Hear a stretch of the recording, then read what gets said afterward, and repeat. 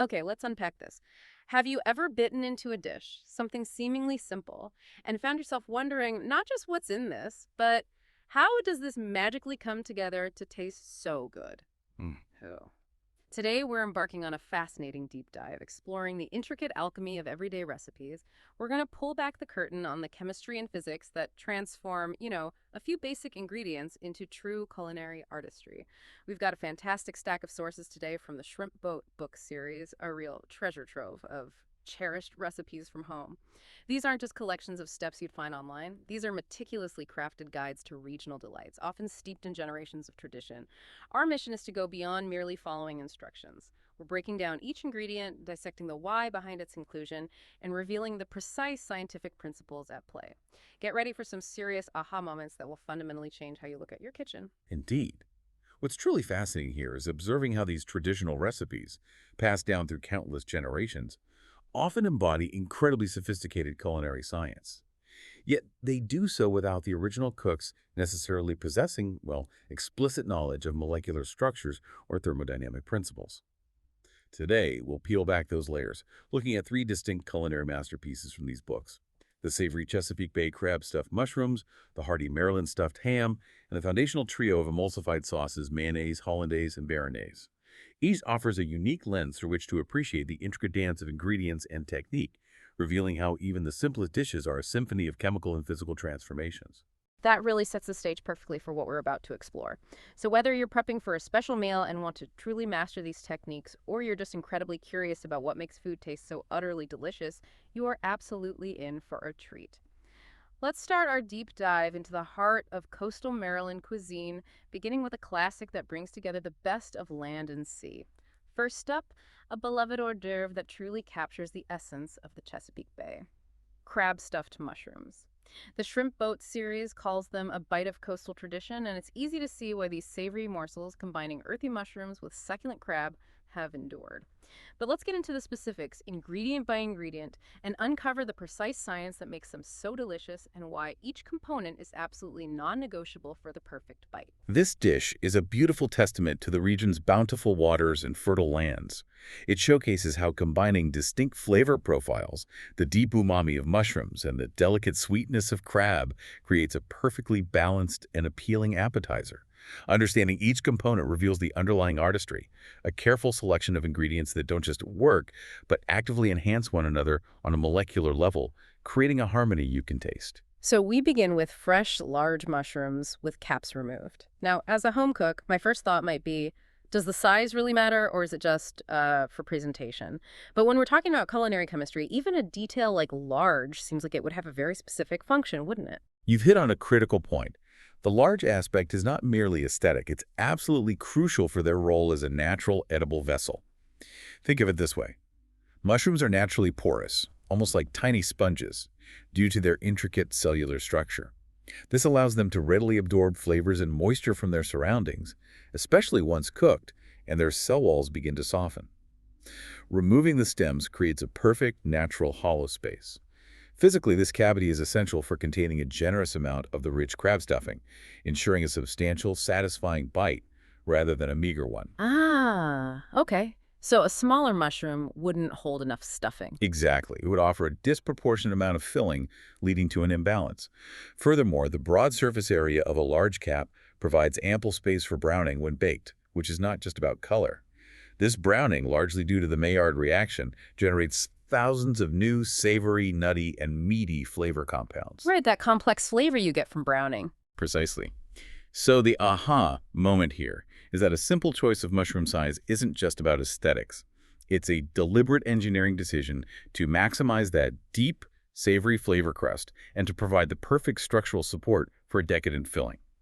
Without a large cap, you'd sacrifice both flavor intensity and structural integrity. So it's not just a mushroom, it's a perfectly designed edible cup with a built-in flavor enhancer. That's a great distinction. And then for the star of the show, the source specifically calls for lump crab meat, the star of the show. I imagine that's not just a fancy term, but truly impacts the dish. What specifically makes lump the preferred choice here, both for flavor and texture from a scientific perspective? That's an excellent question because the type of crab meat is paramount. Lump crab meat signifies larger, unbroken flakes of white meat, primarily sourced from the body of the crab. This is critical because these larger pieces retain far more of the crab's natural succulence and delicate tender texture compared to, say, shredded, claw, or backfin meat. Okay, so bigger pieces mean better texture. Yes, and here's the chemistry. Chemically, crab meat is predominantly protein, mainly actomyosin. When cooked, these proteins undergo a process called denaturation. Their complex three-dimensional structures unravel, causing the meat to firm up. With higher quality lump meat, this denaturation is more precisely controlled due to the larger muscle fibers and higher initial moisture content. This results in a tender, flaky consistency rather than a stringy or mushy one. I see. The characteristic delicate sweetness of crab comes from a combination of free amino acids like glycine and arginine and naturally occurring glycogen within the muscle fibers. These compounds are preserved in higher quality lump meat, which also typically has a higher moisture content, ensuring it doesn't dry out. The real insight here is how lump crab meat allows for this precisely controlled protein change, ensuring a delicate succulence and profound natural sweetness that cheaper, smaller cuts simply cannot deliver. It's the primary flavor and provides a truly luxurious mouthfeel that defines the dish. So the texture isn't accidental. It's a direct result of that specific protein structure and the quality of the cut. That's a great distinction. Next, we add cream cheese, described as being for creamy richness. While it's certainly a binder, creamy richness suggests it does much more than just hold things together, doesn't it? What is its active role in the chemistry of this stuffing? You're absolutely right. Cream cheese is a critical multitasker, a true culinary architect in this recipe. It functions as an emulsifier, a texturizer, and a significant flavor contributor. Chemically, its high fat content, typically around 33–35% milk fat, and its substantial protein content, primarily casein, contribute profoundly to that creamy richness and luxurious mouthfeel. So the fat is really key there. It is. When heated in the oven, the fat in the cream cheese melts, becoming liquid and coating all the other ingredients, the crab meat, the breadcrumbs, the seasonings. This process distributes flavor molecules throughout the stuffing, ensuring every bite is rich and deeply satisfying, and creates a smooth, unctuous, almost velvety sensation on the palate. The casein proteins, along with the melted fat, form a stable matrix. This matrix acts as a binder, physically holding the crab meat and breadcrumbs together. This is crucial for preventing the stuffing from becoming dry or crumbly, ensuring a cohesive bite that doesn't fall apart when you pick it up. Right, keeps it all together. Furthermore, cream cheese is slightly acidic, which can provide a subtle tang. This acidity helps to brighten the overall flavor of the rich stuffing, cutting through some of the fattiness and enhancing the perception of freshness, preventing it from tasting heavy. If you were to use a low-fat cream cheese, you'd lose much of that luxurious mouthfeel and binding power, resulting in a drier, less cohesive stuffing. So it's not just about taste, it's about the physics of binding and the chemistry of texture. Very interesting. And for a burst of color, we have chopped fresh parsley. Parsley certainly adds visual appeal, but I always find herbs add much more than just color. What's happening on a flavor level when we introduce parsley to this rich mixture? Well, while its vibrant green color is its most obvious aesthetic contribution, parsley provides a refreshing, slightly peppery, and distinctly herbaceous note that is absolutely vital for balancing the richness of the dish. Chemically, parsley contains a variety of volatile aromatic compounds, notably apiol and myristicin, which are responsible for its fresh, clean scent and flavor. Volatile compounds, so they release aroma easily. Exactly. These compounds are highly reactive with our olfactory receptors and our taste buds. They provide that burst of fresh flavor which contrasts beautifully with the richness of the crab and cream cheese. Imagine eating a very rich dish without any fresh herbs. It can quickly become cloying or one-dimensional. Parsley acts as a key balancing agent, adding a high, bright top note to the overall flavor profile. It stimulates different taste receptors and makes each bite more complex and appealing, preventing palate fatigue. It's an essential counterpoint, a palate cleanser in every bite. That makes perfect sense. It lifts the whole dish. Now, for that unmistakable regional touch, a sprinkle of Old Bay seasoning for that Chesapeake charm. Old Bay is synonymous with Chesapeake cuisine. It's more than just charm. It's a very complex flavor, almost an entire flavor profile in a single blend. What's the science behind its unique impact on seafood? Old Bay. This is where regional identity meets complex spice science. A true culinary signature, almost a secret weapon for seafood. Old Bay is a proprietary blend, but generally it contains a precise combination of salt, celery seed, paprika, red pepper, black pepper, and other secret spices. Each is carefully selected for its individual chemical contributions and how they synergize. So walk us through some of those contributions. Okay, salt. sodium chloride. Ah, A fundamental flavor enhancer. It doesn't just add saltiness, but significantly amplifies the perception of other savory flavors, enhancing umami. right. Salt makes everything taste more like itself. Precisely. Then celery seed. Contributes an earthy, slightly bitter, and subtly sweet note, primarily due to compounds like cedanolide and butylphthalide. This provides a grounding base note. Paprika adds a warm, slightly sweet and fruity flavor, along with its characteristic red color from carotenoid pigments. It contributes warmth without aggressive heat. Okay. Red pepper, cayenne, contains capsaicin, the alkaloid responsible for its heat. Capsaicin binds to TRPV1 receptors, creating that sensation of spiciness, a stimulating kick. And black pepper contains piperine, which provides a distinct pungent heat, different from capsaicin, adding another layer of warmth and aroma. So many layers of flavor and heat. Exactly. The genius of Old Bay is in the synergy. These diverse chemical compounds interact to create a unique, savory, slightly spicy, and umami-rich flavor profile that is instantly recognizable and perfectly complements seafood. It acts as a comprehensive flavor enhancer, drawing out the best qualities in the crab and tying all the stuffing ingredients together with that iconic Chesapeake taste. It's an umami bomb designed specifically for seafood. It's incredible how a blend of spices can become such a defining element of a region's cuisine. And for texture, the recipe calls for breadcrumbs for a satisfying crunch. Breadcrumbs certainly give us texture, but how do they get that satisfying crunch specifically when baked in the oven? It's not just about them being dry, is it? No, it's more complex than just being dry. That satisfying crunch is a carefully engineered textural element. Breadcrumbs serve two crucial purposes here. Physically, they add significant textural contrast, providing that desirable crunch upon baking, which is a vital sensory experience in a dish that is otherwise soft and creamy. Okay, the physical crunch. What about chemically? Chemically, the starches present in the breadcrumbs are key. These starches readily absorb moisture from the cream cheese and crab mixture, helping to bind the stuffing together and preventing it from becoming watery or loose. This initial absorption means the crumbs themselves become slightly hydrated, allowing for subsequent chemical changes during baking. Uh-huh, so they absorb moisture first. Yes. Then, during the baking process, particularly on the surface where direct heat is applied, the absorbed moisture rapidly evaporates, leaving the surface dry and porous. Then, the surface starches undergo gelatinization, where they swell and burst, and, crucially, the Maillard reaction, which is that complex series of non-enzymatic browning reactions between amino acids and reducing sugars. The Maillard reaction again. It's everywhere. It really is. Simultaneously, any trace sugars present on the surface will undergo caramelization. This combination of dehydration, Maillard reactions, and caramelization results in that desirable golden brown color and the crispy, crunchy texture on the exterior. It adds another layer of sensory pleasure to each bite.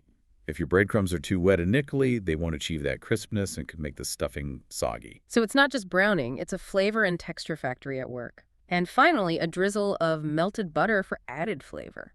Butter seems straightforward, but what's its exact role beyond just flavor in the final bake? It must contribute more than just richness. Melted butter is indeed more than a simple flavor enhancer here.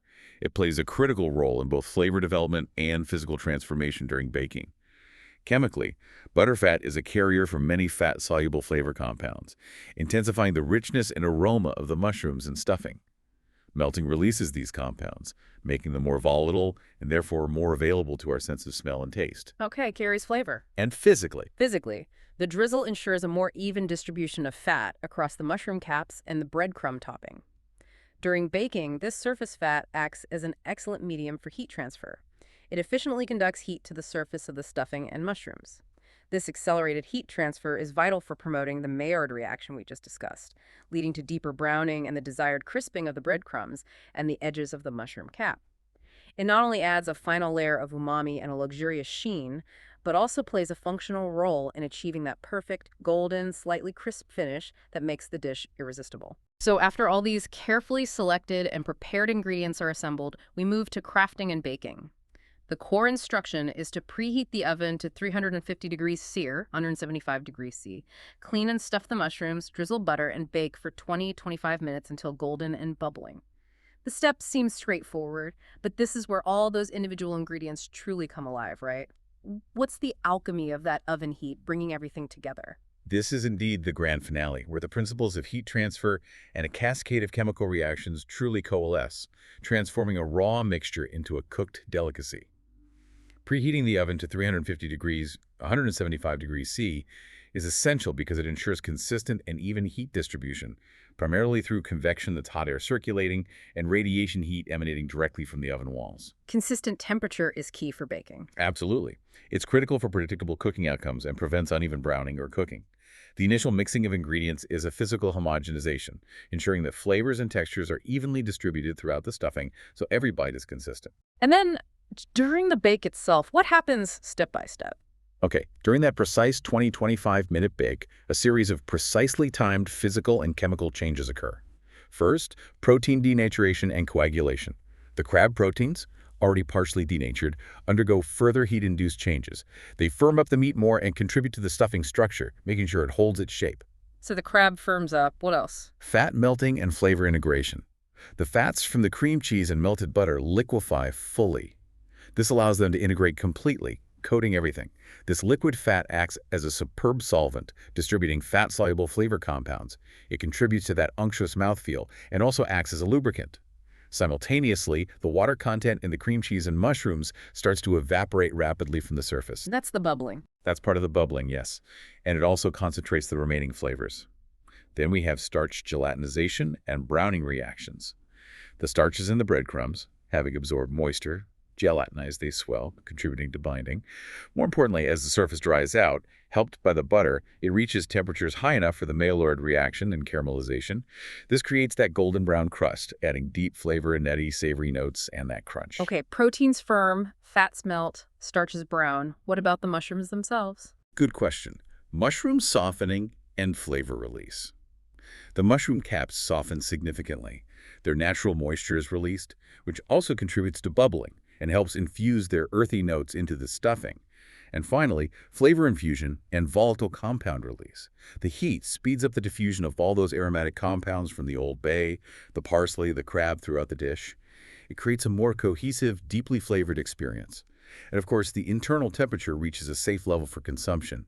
It's a meticulously orchestrated sequence of physical and chemical changes that transforms raw ingredients into that golden, bubbling, flavorful dish. So it's not just baking. It's a meticulously orchestrated chemical reaction chamber, precisely timed and temperature controlled. Truly amazing how much science is in one bite. Now let's move from delicate seafood to something much heartier and deeply rooted in Maryland's history.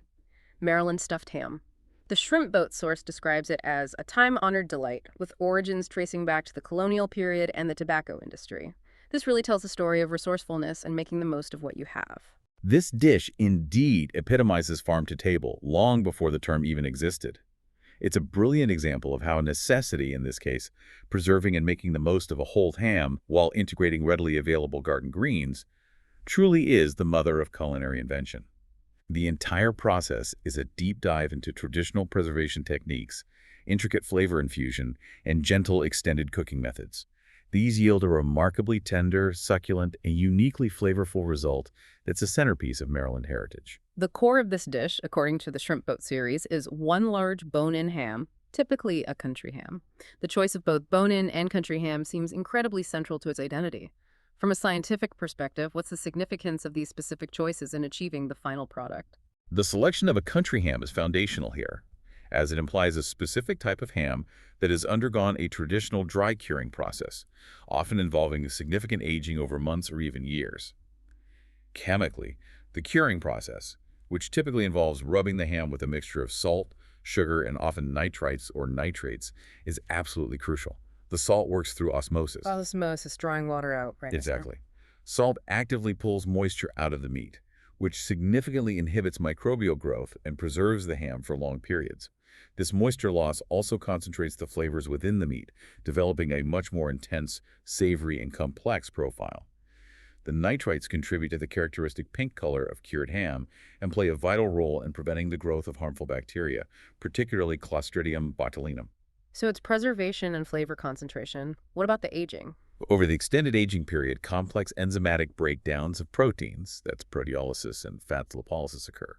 These contribute to the distinctive, nutty, and often pungent country ham flavor that cannot be replicated in a fresh ham. Okay, so that's the country ham part. Why bone-in? The bone-in aspect is equally significant. The bone itself is rich in flavor-contributing compounds, including minerals like calcium and phosphorus, and crucially collagen. During the prolonged, slow cooking process, these compounds slowly leach out into the surrounding meat, enriching its flavor profile with a depth that boneless ham simply lacks. Ah, flavor from the bone itself. Yes, and physically, the bone also helps to retain moisture within the ham.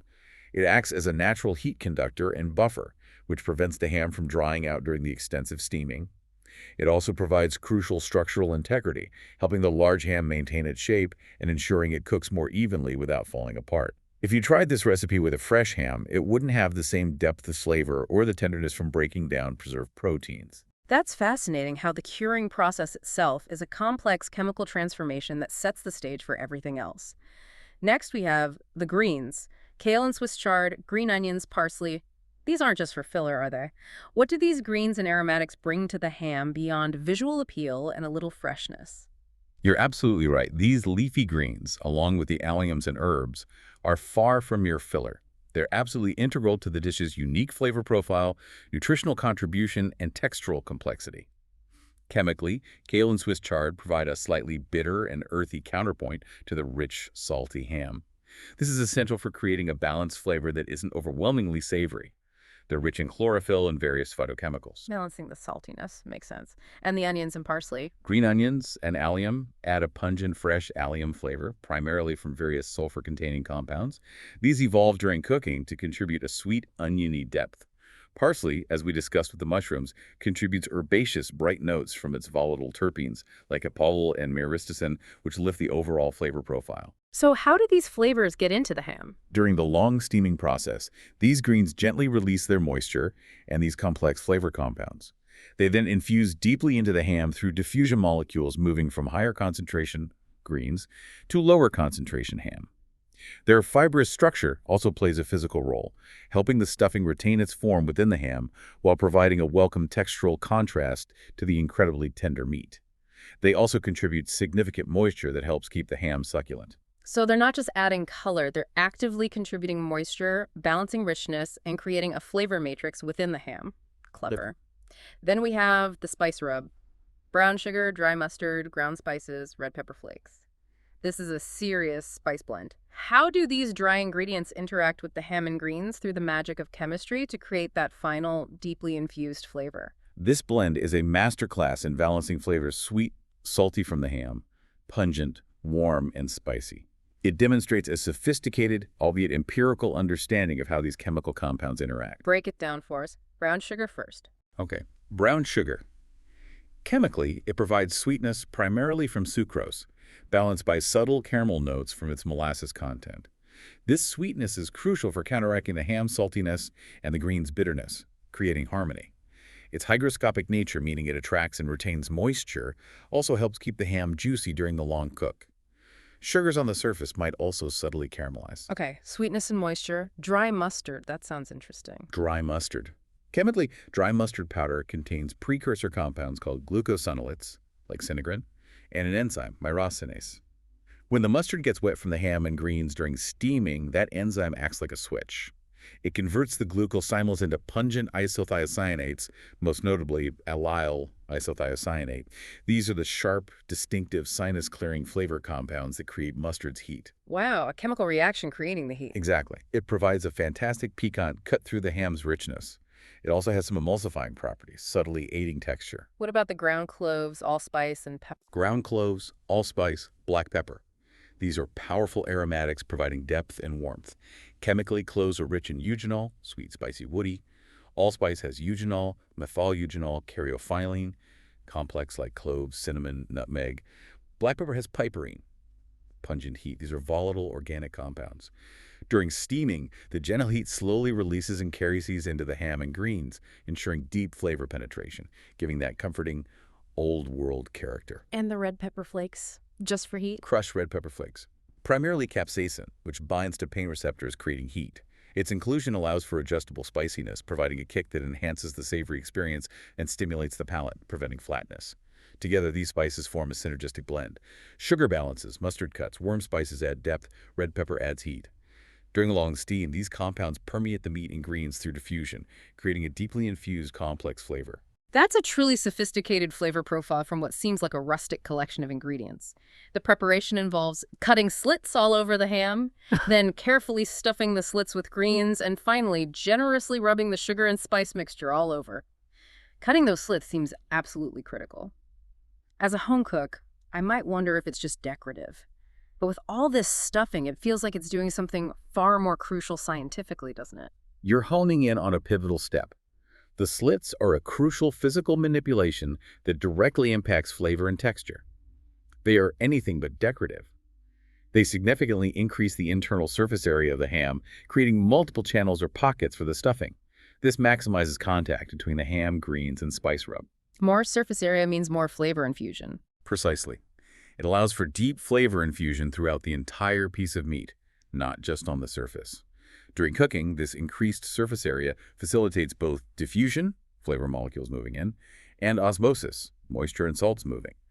The act of stuffing ensures the greens are physically embedded within the ham's muscle fibers. This close contact allows their moisture and flavors to be gently released and absorbed directly into the meat during steaming. It creates internal pockets of moist, herbaceous, spicy flavor permeating from within. Rubbing of the spice mix ensures a uniform coat, letting compounds penetrate the surface even before cooking. So those slits are essentially microchannels for flavor delivery, a brilliant piece of culinary engineering. Then for the cooking, we wrap the ham in a damp muslin cloth, then wrap it in foil, make sure it's tightly sealed, steam the ham for several hours, ensuring it's cooked through, let cool. This sounds like an ancient technique, the damp cloth and foil. What's the deep science behind this specific cooking method, particularly the steaming and the subsequent cooling? This is where the alchemy of moist heat cooking truly shines, leveraging principles of heat transfer, chemistry, and protein science to tenderize and infuse flavor. It's a method born from centuries of empirical observation. Tell me about the muslin and foil first. Okay, damp muslin cloth. Physically, it holds the ham shape and keeps the greens secure. More importantly, being damp, it introduces extra moisture, ensuring a highly humid environment right around the ham, crucial for tenderizing. Foil wrapping. This creates a sealed, thermodynamically efficient package. The foil acts as an impermeable barrier, trapping steam generated from the cloth and the ham's own moisture inside. It creates a mini steaming chamber. So it creates its own little sauna. What does the steaming itself do over those hours? Steaming, several hours. This is a moist heat cooking method. Water boils at 212 degrees air, 100 degrees C, at standard pressure, providing a consistent, gentle cooking temperature. This low moist heat is ideal for several reasons. First, tenderization. The long, slow exposure to steam gradually breaks down the tough connective tissue, primarily collagen. Collagen hydrolyzes, breaking down into tender, succulent gelatin with moist heat over time. That's what makes it fall apart tender. Exactly. Without this gentle, moist heat, the ham would be incredibly tough. Second, flavor infusion. The steam, laden with aromatics from spices and greens, permeates deeply. Gentle heat facilitates diffusion of flavor molecules throughout the meat without aggressive browning. Third, moisture retention. The sealed, humid environment prevents significant moisture loss, ensuring the ham stays juicy even as proteins contract. And the cooling step, why is that important? Cooling. This step is absolutely vital for the protein structure and overall juiciness and flavor. During cooking, muscle fibers contract, pushing internal juices toward the center. As the ham cools slowly, the muscle fibers relax and internal pressure equalizes. This allows those valuable juices to redistribute evenly throughout the entire piece, often called resting. Wow. This redistribution leads to a much more tender, uniformly moist, and flavorful product when sliced. If you cut into it hot, much of that moisture and flavor would just run out, leaving a drier ham. It's crucial. So it's a slow, gentle flavor infusion sauna for the ham, followed by a critical resting period. Amazing how simple techniques harness complex physics and chemistry. What a journey.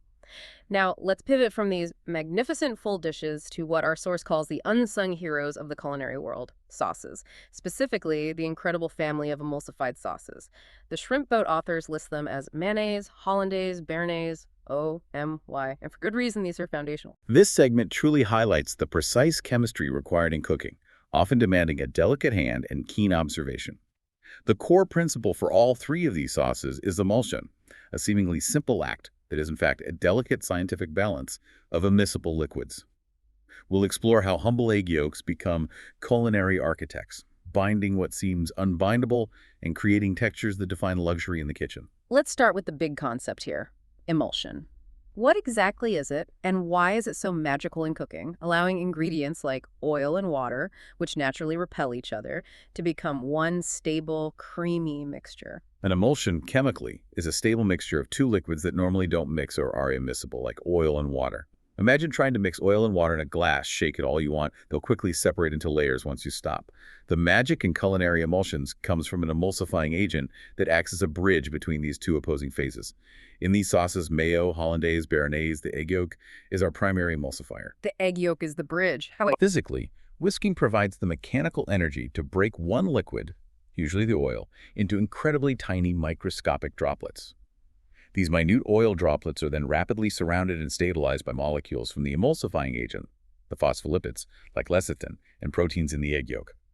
These molecules form a protective barrier around each oil droplet. They have oil-loving ends facing the oil and water-loving ends facing the water. This prevents the droplets from recoalescing and separating. It's a fundamental transformation from two separate phases into a single, creamy, uniform, stable dispersion. You're not really mixing them, you're creating a stable microscopic suspension. So the egg yolk is like a tiny diplomat, bringing oil and water together in harmony. That's a great way to put it. Let's start with mayonnaise. Our source says its history dates back to 18th century Spain as mayonnaise before a French evolution. It blends egg yolks with oil and a dash of acid. Understanding its roots and ingredients highlights how deliberate it is.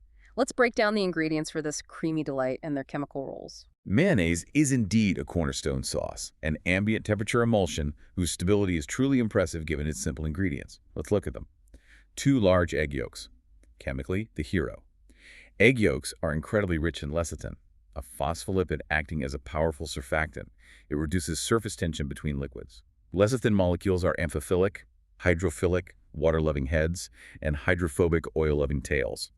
When oil is introduced, lecithin surrounds each tiny oil droplet, tails in the oil, heads in the water, creating that stable barrier. Okay, lecithin is the main player. Yes, and proteins in the yolk also contribute to viscosity and stability, forming a network, trapping the fat droplets, making it thicker. 1 teaspoon Dijon mustard. Chemically, a valuable secondary emulsifier and stabilizer.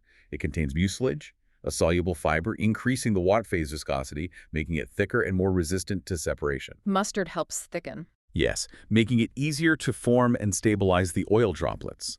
It also has small amounts of lecithin. Plus, it adds that distinct, piquant flavor.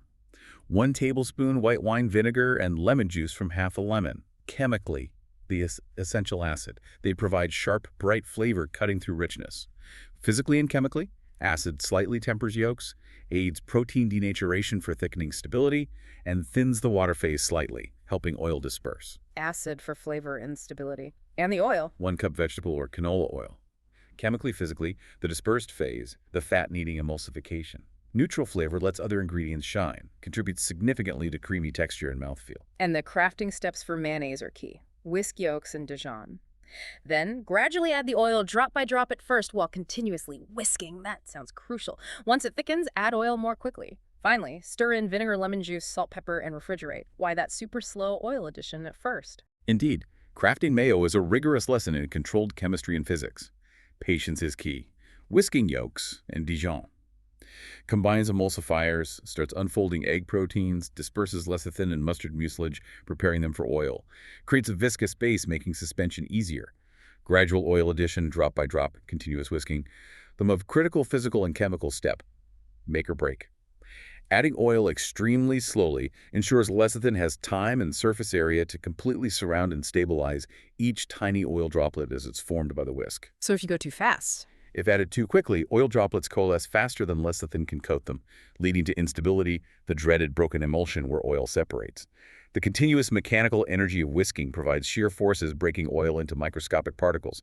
As more oil emulsifies, the mixture thickens, becomes more robust, allowing slightly faster but still controlled addition of the rest. Okay, build the structure slowly, then add acid and season. Stir in vinegar, lemon juice, salt, pepper. Acid added near the end fine-tunes flavor and consistency, brightens, and importantly, helps preservation. Salt enhances all flavors, balancing richness. Refrigerate allows flavors to meld. Physically, refrigeration slightly solidifies fat droplets and lets proteins relax, contributing to a firmer, more stable texture. If it breaks, Sometimes starting with a fresh yolk and slowly whisking in the broken mix can save it. So that slow drizzle isn't just about patience. It's about giving lecithin time to do its job, literally building a molecular barrier. Fascinating. Next, hollandaise, with a Dutch-inspired name, but true origins, French. Like mayo, it relies on emulsion. Hollandaise feels luxurious and honestly intimidating. I've definitely broken a few. It's an emulsion, like mayo, but adds heat. How does that fundamentally change the game and the science, making it so high stakes? You've perfectly captured it. Hollandaise is French elegance, and introducing heat makes it much more temperamental. The core emulsion principles are there, but thermal energy significantly alters egg protein behavior. Precision is paramount. Let's look at the ingredients. 4 large egg yolks. Chemically, lecithin is the primary emulsifier again. But here, egg proteins are even more active due to heat. Gentle heat makes them denature, unfold controllably, become more surface active. They form a matrix thickening the sauce, trapping butterfat, contributing to velvety texture and warm, eggy flavor. So heat activates the proteins more. Yes, in a controlled way. 1 tablespoon lemon juice. Chemically, acid balances butter's richness, brightens flavor. Crucially, it tempers yolks, raising their coagulation temperature slightly, making them less prone to scrambling. It aids protein denaturation beneficially, helping stability. 12-cup unsalted butter melted. Chemically, physically, the fat. Unlike neutral oil, butter brings rich dairy flavor. Melting allows fat globules easier dispersal. Butter should be warm, not scalding, to avoid scrambling eggs, a common pitfall. Milk solids can contribute Maillard flavors if too hot. Warm, not hot butter. Got it. And the cayenne and salt. Pinch cayenne pepper and salt, primarily flavor enhancers. Cayenne adds subtle warmth, a counterpoint to richness. Salt balances and brightens. And the crafting, especially the double boiler, is crucial. Whisk yolks and lemon juice in a heat-proof bowl over simmering water, double boiler, ensuring bowl doesn't touch water. Then, continuous whisking while slowly drizzling melted butter until sauce thickens. Finally, remove from heat, stir in cayenne salt. This feels much more high stakes than mayo. Temperature control is everything. It absolutely is high stakes. The double boiler is a delicate dance between heat and eggs, needing constant attention. Whisking yolks and lemon juice over a double boiler, the crucial distinction. Gentle, indirect heat serves critical physical and chemical purposes. It slowly warms yolks lemon, causing proteins to begin denaturing and unfolding controllably. This initial thickening, forming a sabayon, is vital. Partial denaturation increases protein's surface activity, ability to encapsulate fat, making them better emulsifiers. Heat also keeps butterfat liquid, essential for emulsification. But Here comes the danger zone. Exactly. Too much heat causes proteins to coagulate, irrevocably clump together. Scrambled eggs, broken sauce. Constant whisking distributes heat evenly, prevents localized overheating, ensuring smooth, custard-like texture. Continuous whisking, slow drizzle melted butter. Similar to mayo, slow drizzle and continuous mechanical energy are essential. Whisk breaks warm butterfat into tiny droplets. Heated, partially denatured lecithin and proteins coat and stabilize them. Warmth facilitates molecule movement, aiding stable emulsion formation. Result: velvety texture due to perfectly dispersed butterfat. So whisking keeps it smooth and prevents cooking. Whisking is key for both dispersion and heat distribution. Remove from heat, stir in cayenne salt. Essential to stop cooking, prevent over-thickening scrambling, allows emulsion to stabilize slightly as it cools. Cayenne salt for final seasoning if it breaks. Often overheating or adding butter too fast. Whisking in an ice cube or starting over with a yolk and incorporating the broken sauce slowly might save it. So the double boiler is a delicate dance between heat and eggs too much. And you've got breakfast instead of a sauce. It truly requires precision. Our third sauce is béarnaise, described as a close relative of hollandaise. Distinct flavor profile, characterized by tarragon and shallots. It was even created inadvertently while attempting to make hollandaise, according to our sources. Amazing how a small change in aromatics creates a new classic. Béarnaise builds beautifully on the hollandaise framework, showing how specific aromatic infusions can completely transform a sauce using the same fundamental emulsification principles, a testament to happy culinary accidents. The ingredients are similar, but distinct. 4 large egg yolks, same emulsifying role as hollandaise lecithin and heat-denatured proteins, stabilize the butterfat. 2 tablespoons white wine vinegar, the acid base, often reduced slightly with aromatics, concentrating acidity and flavor for a more complex tang. Reduced vinegar, interesting, and the key flavors. 2 tablespoons fresh tarragon, chopped cannet, and 1 small shallot, finely minced, the signatures. Chemically, tarragon contains estragol, giving its distinctive anise-like, slightly sweet, peppery flavor. Shallots have sulfur compounds providing delicate, sweet, oniony pungency. Crucially, these are infused into the acidic base before emulsion. Infused beforehand, okay? 1 cup unsalted butter, melted. Fat component, identical function to hollandaise richness, texture, warm not hot, salt and pepper, final seasoning, balancing herbal and acidic notes. And the crafting of béarnaise is very similar to hollandaise, but with that initial step of whisking yolks, white wine vinegar, tarragon, and shallot. Then the familiar double boiler, continuous whisking, slow drizzle melted butter, and finally season with salt and pepper. The key difference is clearly in that first step, introducing flavors right at the beginning. Precisely. That initial step is where béarnaise's unique flavor profile starts developing. Whisking yolks, white wine vinegar, tarragon, and shallot. Here, flavorful herbs and alliums are incorporated into the agantid base from the start. Chemically, the vinegar's acidity helps extract and infuse volatile aromatic compounds, estragol from tarragon, sulfur compounds from shallots, into the aqueous phase. This process, maybe enhanced by brief reduction, creates a highly aromatic complex foundation before butter is added. It ensures the signature flavor is deeply integrated, not just layered on top.